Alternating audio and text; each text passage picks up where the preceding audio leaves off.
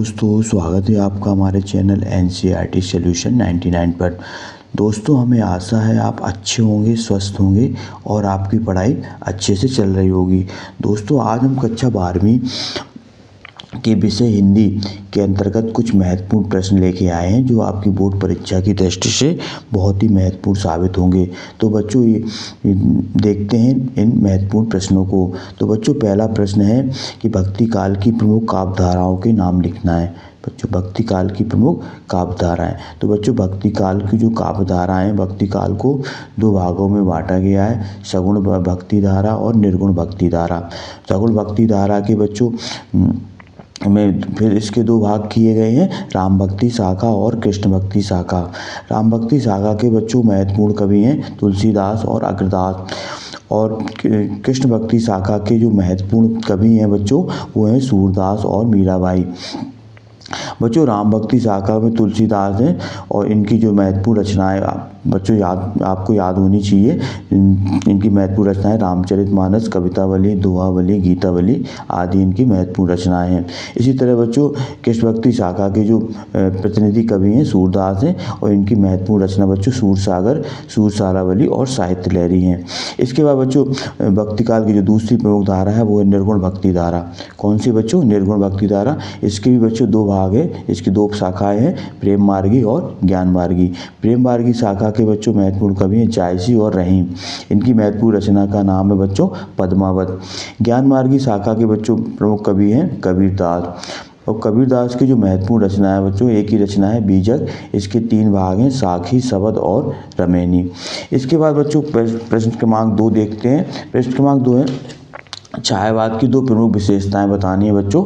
छायावाद की बच्चों छायावाद का जो जनक है बच्चों जयशंकर प्रसाद को कहा जाता है और इसका समय है बच्चों 1918 से लेके 1936 तक का इसका समय है बच्चों छायावाद का।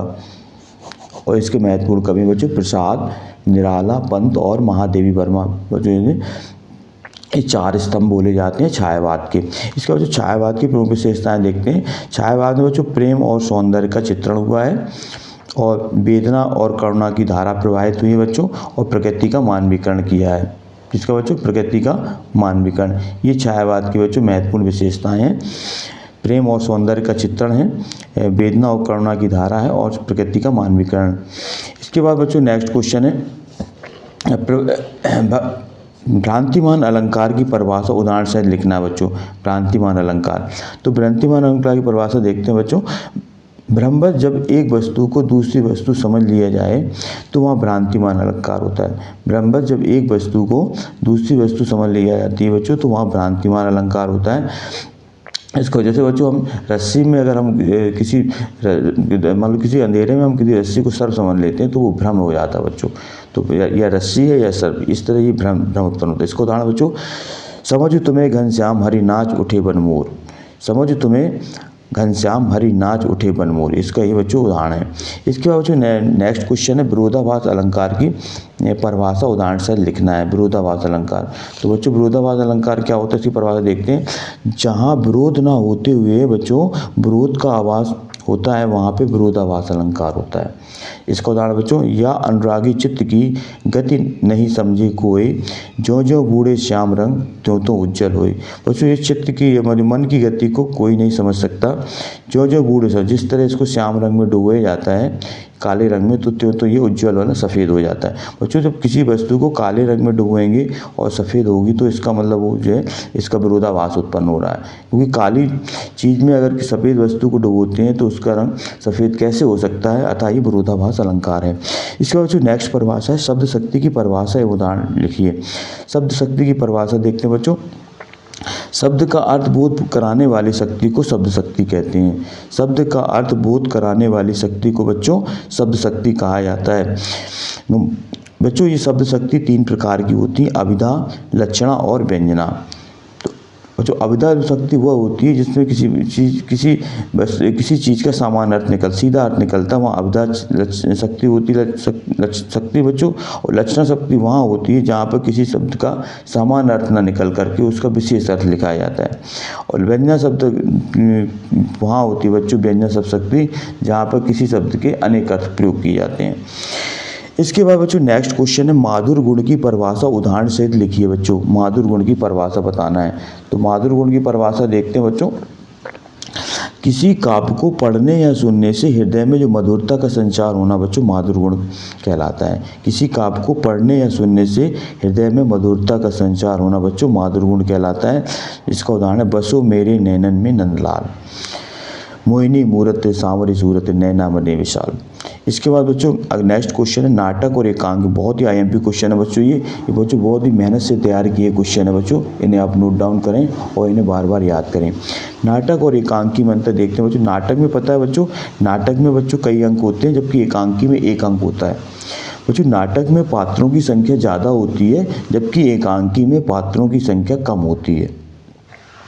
बच्चों एक नाटक का उदाहरण दे देना है और एक एकांकी का। एकांकी बच्चों एक घूट एकांकी है बच्चों, एक घूट एकांकी राम कुमार वर्मा की है बच्चों। एक घूट एकांकी जयशंकर प्रसाद की बच्चों, ये जयशंकर प्रसाद, ये एकांकी ये जयशंकर प्रसाद की बच्चों। और जो नाटक का उदाहरण बच्चों, नाटक जयशंकर प्रसाद ने बहुत सारे निर्देश चंद्रगुप्त लिखा है। चंद्रगुप्त नाटक इनका ही बच्चों, जयशंकर प्रसाद जी का है। तो बच्चों एक एक दोनों का एग्जाम्पल जरूर लिखेंगे आप।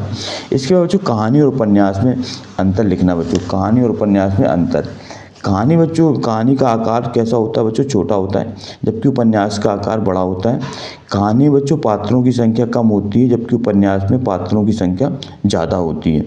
एक बच्चों कहानी लिखना है नमक का दरोगा बच्चों, कहानी है मुंशी प्रेमचंद की। और उपन्यास बच्चों गोदान है, ये इनका उपन्यास है, ये मुंशी प्रेमचंद का। और इसका प्रकाशन वर्ष है बच्चों 1936।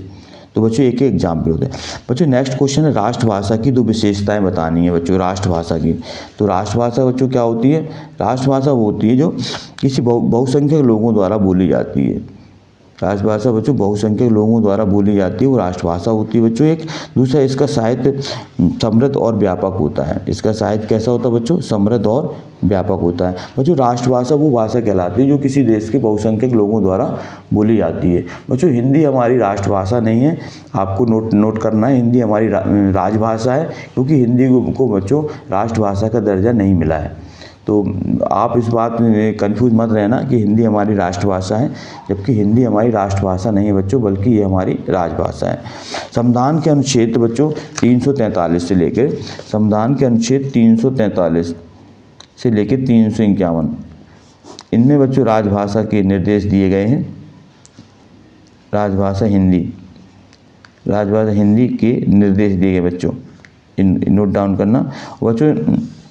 और हमारी जो राजभाषा हिंदी है और इसकी लिपि बच्चों देवनागरी है। कौन सी लिपि बच्चों? उसकी देवनागरी। तो इस तरह बच्चों आज हमने कुछ महत्वपूर्ण प्रश्नों को संकलन देखा जो आपकी परीक्षा के लिए बच्चों बहुत ही उपयोगी साबित होगा। बच्चों आप इन प्रश्नों को नोट डाउन कर लें और इनको याद करें बच्चों।